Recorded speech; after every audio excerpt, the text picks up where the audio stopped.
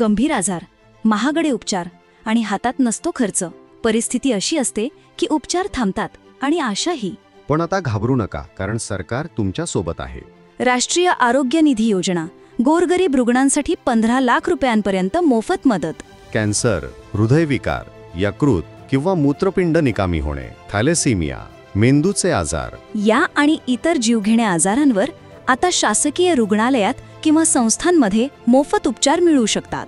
फक्त BPL card किंवा उत्पन्न प्रमाणपत्र, आधार कार्ड, पासपोर्ट साईज फोटो आणि हॉस्पिटलचं अंदाजपत्रक लागेल. शासकीय रुग्णालयातील मेडिकल सोशल वर्करकडून शिफारस घ्या.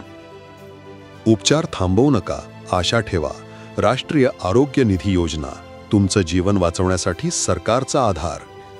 अधिक माहितीसाठी डायल करा आरोग्य हेल्पलाईन क्रमांक 104 किंवा 1075 आणि www.mohfw.gov.in या संकेतस्थळाला भेट द्या.